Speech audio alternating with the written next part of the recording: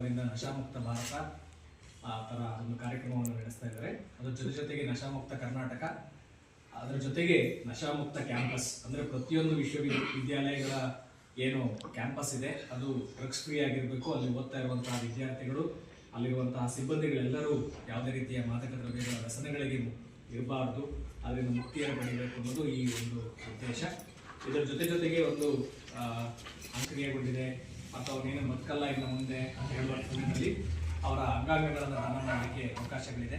ಈ ಅಂಗಾಂಗ ದಾನ ಮಾಡೋದ್ರಿಂದ 8 ಜನ ದಾನಿಗಳು ಯಾರಿಗೆ ನೆಸೆಸಿಟಿ ಇದೆ ಅವ್ರನ್ನ ಬದುಕಿಸ್ಲಿಕ್ಕೂ ಅವಕಾಶ ಇದೆ.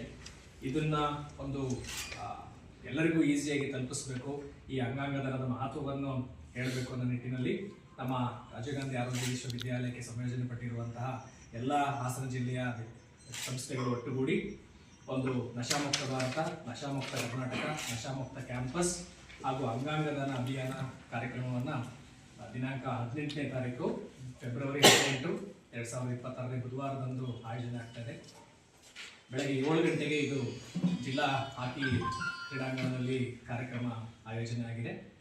ಒಂದು ಅರ್ಧ ಗಂಟೆಯಿಂದ 3/4 ಗಂಟೆಯ ಒಂದು ಸ್ಟೇಜ್ ಪ್ರೋಗ್ರಾಮ್ ಇದೆ. ಅದರಲ್ಲಿ ನಮ್ಮ ವಿಶ್ವವಿದ್ಯಾಲಯದ ಗೌರವಾನ್ವಿತ ಕುಲಪತಿಗಳಾದಂತಹ ಡಾಕ್ಟರ್ BC ಭಗವಾನ್ ಅವರು ಇದರ ಬಗ್ಗೆ ಒಂದು ರೂಪುರೇಷೆ ಬಗ್ಗೆ ಮಾತಾಡ್ತಾರೆ.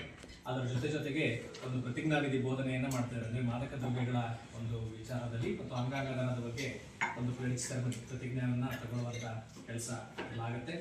ಅದಾದ ನಂತರ ಜಿಲ್ಲಾ ಕ್ರೀಡಾಂಗಣದಿಂದ ಜಿಲ್ಲಾಧಿಕಾರಿಗಳ ಕಚೇರಿಯವರೆಗೆ ಒಂದು ಜಾಥಾ ವಾಕಥಾನ್ ಕಾರ್ಯಕ್ರಮವನ್ನು ಸಹ ಆಯೋಜನೆ ಆಗಿದೆ. ಸುಮಾರು 4,000 ವಿದ್ಯಾರ್ಥಿಗಳು ಈ ಒಂದು ಕಾರ್ಯಕ್ರಮದಲ್ಲಿ ಭಾಗವಹಿಸ್ತಾ ಇದ್ದಾರೆ. ಜೊತೆಗೆ ಅನೇಕ ಸಂಘಟನೆಗಳು ನಮ್ಮೊಂದಿಗಿವೆ. ಹಾಗೆ ಕಾಲೇಜಿನ ಎಲ್ಲ ಬೋಧಕ ಮತ್ತು ಬೋಧಕೇತರ ಸಿಬ್ಬಂದಿಗಳು ಈ ಒಂದು ಕಾರ್ಯಕ್ರಮದಲ್ಲಿ ಭಾಗವಹಿಸ್ತಾ ಇದ್ದಾರೆ. ಅನೇಕ ಟ್ಯಾಬ್ಲೆಟ್ಗಳು